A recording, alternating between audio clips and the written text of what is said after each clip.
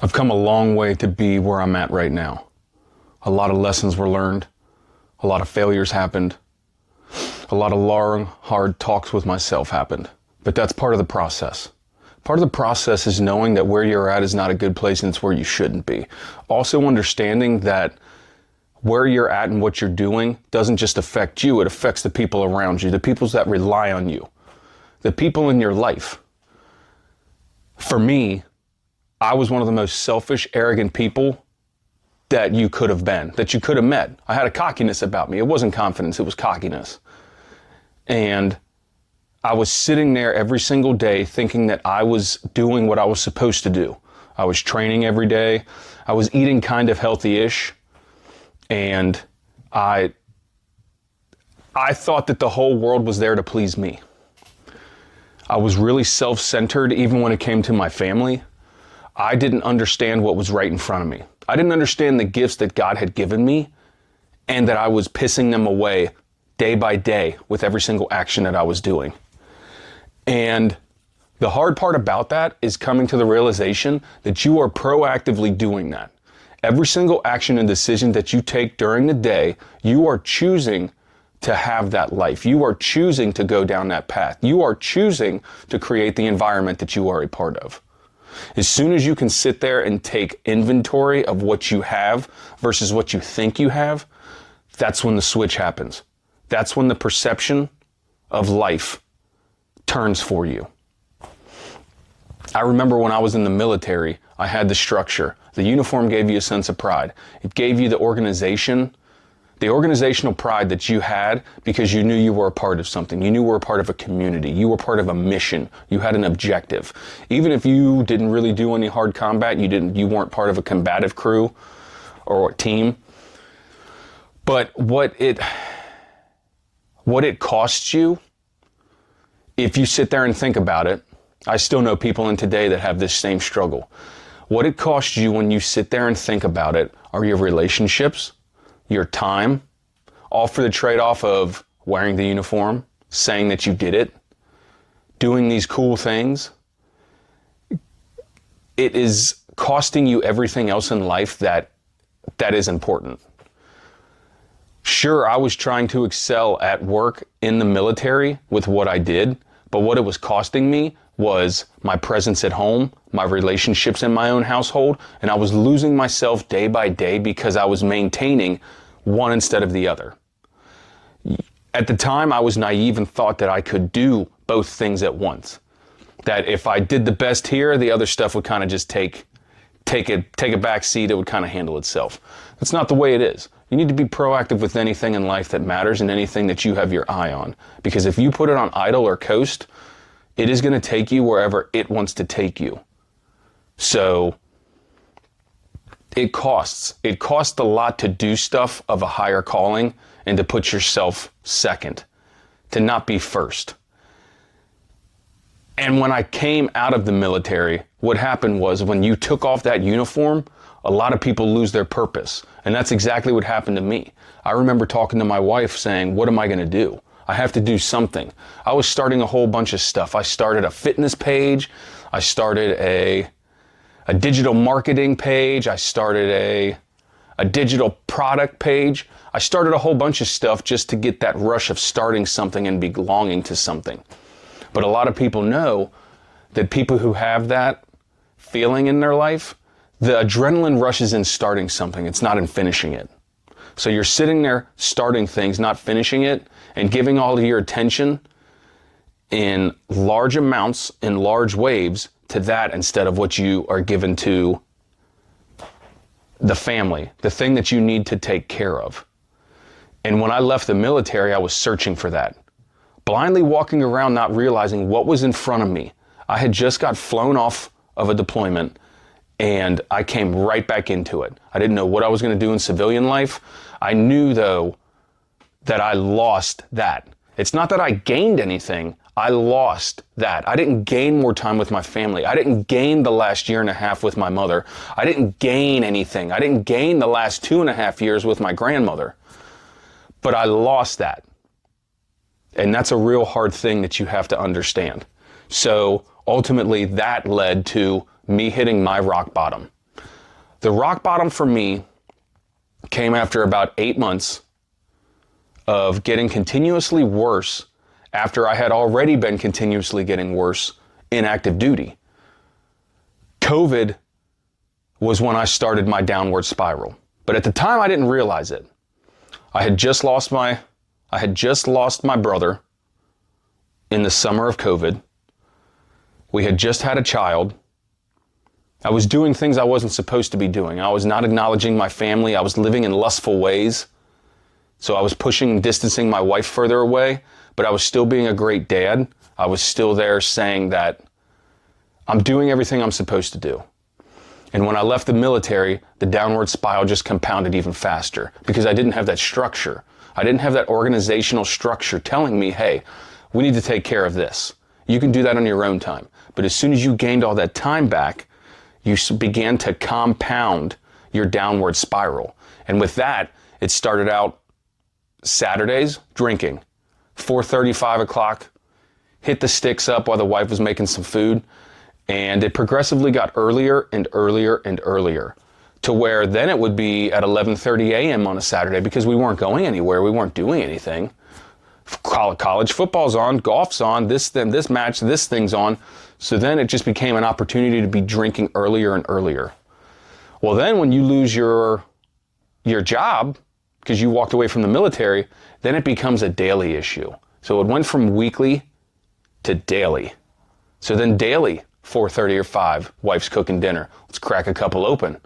Let's numb the pain. Well, then guess what? The days started getting earlier and earlier and earlier. Started putting resumes out. Hey, it's noon. Let's crack open a beer. So it continually got worse and worse until I remember the day. It was December 30th, 2023. My daughter, my oldest daughter, was talking about going to a sleepover in a week or two. And I was sitting there in my infinite drunken wisdom saying, well, I'm not going to send my wife out at 2 a.m. if my daughter calls and says that she needs my help. Would I be sober enough to answer that 2 a.m. call? Would I be sober enough to be able to drive and go get my daughter? Would I be sober enough to be able to handle anything that might pop up when I went to go get my daughter? That right there was my wake-up moment. Right there. That's all it took. So what did I do? From right there, that was the turn. That was the turn where I decided one day at a time, we're going to tackle this. We are going to tackle the alcohol addiction because I knew I had a problem. If you ask anybody, I didn't have a problem, but I knew inside I had a problem. And that's the only thing that matters is what your gut and your head is telling you. I had the problem, I made the turn, and one day at a time, I started combating that addiction. So I decided to quit. I'm going on 2.5 years without a drink. And it's still a one day at a time struggle. It's still a one day at a time journey. But what I also had helping me was the fact that I lost my brother to addiction during COVID. The fact that I had just lost my mother a year earlier to addiction as well. So the stakes were undeniable. I had to end that hereditary gene right there. And I knew that I had to be the person to take it up because I was the only one left. So I wasn't going to pass that on to my children because at that point in their life, they had known that cracking open a beer, drinking a glass of dark liquor was the way to go. So I had to turn that narrative and I had to switch it up. That was the ultimate deciding factor for me. And then I started developing these systems. I started developing for me, how can I become 1% better every day? And yes, I'm sure I heard that off of some motivational quote on YouTube or Instagram. It was just something that I know I needed to do. One day at a time, one action at a time, become intentional with what you do and watch it compound over time. No drinking, one day at a time. Start waking up earlier and training one day at a time. Start waking up with an abundance mindset instead of a scarcity mindset. Quit waking up and seeing what you don't have and be thankful and grateful for what's right in front of you and what you do have. Because what I will tell you is time is finite. It's the most valuable asset you will ever have. And when you don't take advantage of it, specifically when it comes to your relationships and your family, you will live with regret for the rest of your life because you didn't take advantage of the time that you had with the loved ones that are now gone. That is grief. That is regret. You will live with it until the day you die because you know you had ample opportunity to take advantage of that time while they were still here. So, day by day, we attack what we want to complete. The system keeps it intact.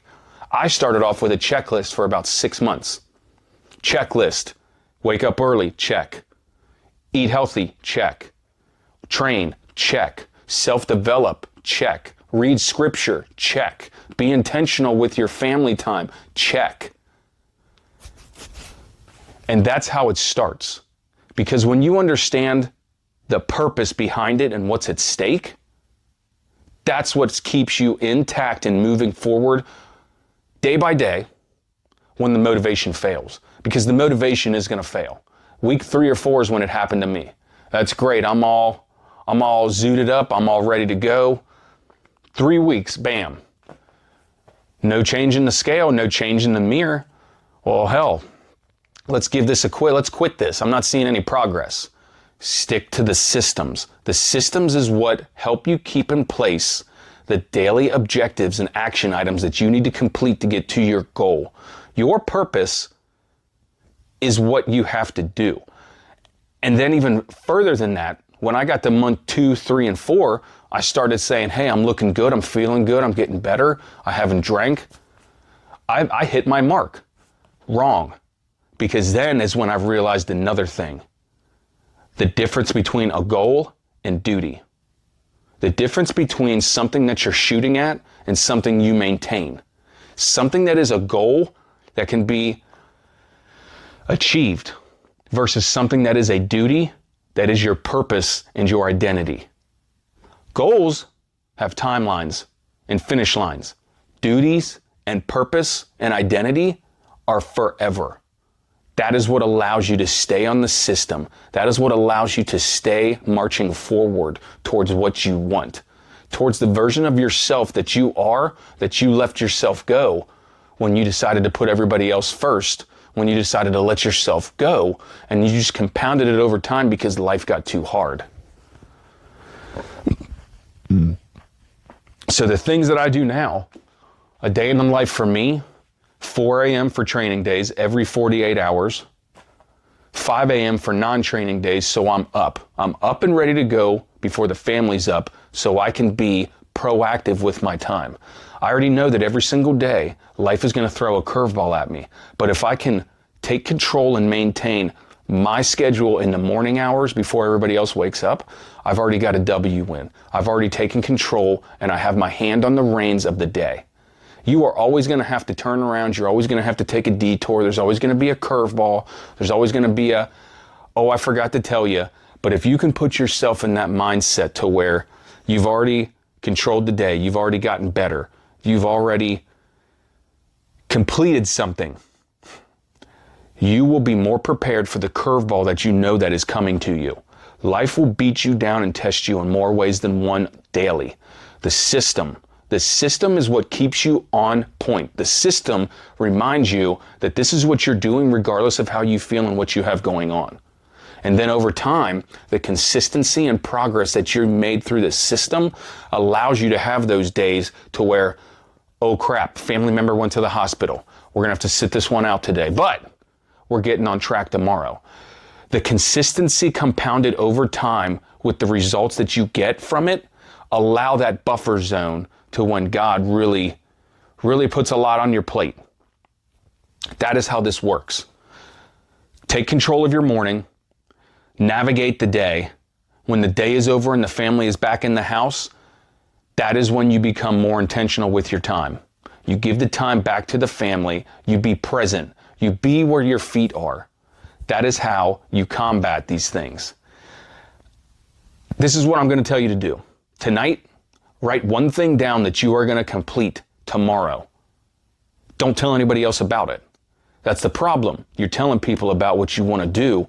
You're giving your ideas to other people to give them an opportunity to give you feedback, to shoot it down, to tell you that you're not going to do it. This is between you and yourself. You can worry about everybody else when you've made the promise and completed it with yourself. Then, I want you to send this to somebody who you know is going through it. I want you to send this to somebody because I know somebody in your life that you know, if it's not you, is going through this. They need to hear it. They need to see it. They need to know that it's been done, where this person came from, what they accomplished, what they bypassed and beat, and what they're still actively doing to become better. And then leave a comment in here. Leave a comment in this. Just put a number 1. If this hit you, if this moved you, if you know something about this, if you've lived it, if you've seen it, if you've experienced it, or if you know somebody who's going through it, leave a 1 in here because people need to know that they're not alone. And it's really weird in today's life to where a complete stranger on the other side of the country or the other side of the world will root for you more than the people that you have in your life. That is the point that we're at. That is why we need to find each other. We need to take advantage of technology and help each other find each other so we know we're not alone. So we know we're not crazy. So we know we're not in solitude. We're not isolated. We are proactively looking for like-minded individuals to build this community so we can build each other up. Because the last thing we need is more people telling us that we can't do it, we shouldn't do it, that's not right, you shouldn't be thinking that way. That is what we need to do, is find each other because we're out there. And with numbers comes strength. So the first thing you can do is remember, the feeling comes after the structure. The feeling comes after the structure, not before it. So that's why you have to build it. You have to protect yours.